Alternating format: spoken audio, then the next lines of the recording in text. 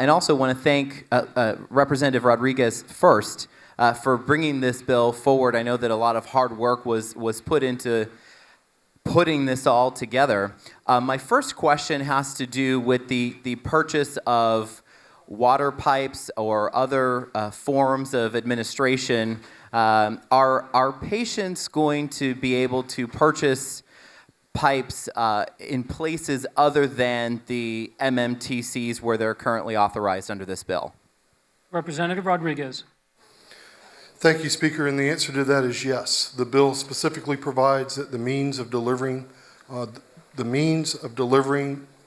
marijuana devices can be obtained either at an MMTC or from an outside provider. Further questions? Representative Guillermo Smith. Thank you, Mr. Speaker, and thank you, Representative Rodriguez, for the answer. So much of what we're doing here today is not only about smokable, I believe, it's also about potential access to the whole flower, the plant of cannabis. Would a patient have access to the whole flower so that they could, for example, juice it at home or use it in other ways to administer it to themselves other than smoking it? Representative Rodriguez. Thank you, Mr. Speaker. Yes, the bill specifically provides that an MMTC may sell whole flower and that a patient may purchase whole flower. Further questions? Representative Guillermo Smith. Thank you, Mr. Speaker. Also, I'm curious about transportation of the product. We know right now that law enforcement is trained that if there's a traffic stop and they pull someone over and they see flower, they know that it's not legal because it's not currently legal. What does the patient and what is the law enforcement responsibility to protect themselves to make sure that they're properly transporting flower or smokable cannabis when they're driving to avoid another risk factor as a patient, which is the risk of arrest? Representative Rodriguez. Thank you, Mr. Speaker. The bill provides that medical marijuana must be packaged in a sealed, plain, opaque, white receptacle with a legible and prominent warning to keep away from children and a warning that states marijuana smoke contains carcinogens and may negatively affect health.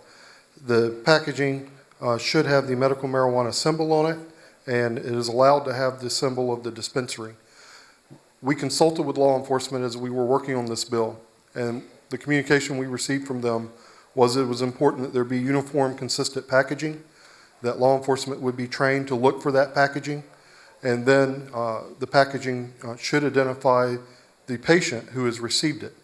From that standpoint, they would then treat medical marijuana as they would any other medication that they might find in a traffic stop, which is you check to see if it is in the correct packaging, the patient is identified on that, and in this case, they can go to the medical marijuana registry in real time, confirm the patient is on there, and confirm that that patient's eligible to have medical marijuana. They should not have more than the 2.5 ounces if they're transporting it from the MMTC to their home. But you will see in the bill there is a possession limitation of up to 4 ounces. And the reason for that is the assumption not everyone will consume all 2.5 ounces in a 35-day period. So there might be some left over that they would then add to when they went and got their refill at the end of the 35 days. Representative Guillermo Smith. Thank you, Mr. Speaker, and thank you for the answer. My hope is that with the legislation that law enforcement will train themselves because even the wrapped product, the wrapped whole flower product can leave a scent behind in the car, which can be mistaken as a scent of smoked medical cannabis, and I wouldn't want anyone to be improperly arrested for driving under the influence. My final question has to do with, well, I suppose what they can do with the whole flower when they have it. There are seeds that come from the whole flower, and I believe that there are going to be seeds left over in the medicine, in the flower when they purchase it legally. Are patients authorized to use medical cannabis at home, would they be able to take the seeds from the flower that they purchase to grow the plant at home so that they can continue to use that medicine on their own as they see fit? Representative Rodriguez.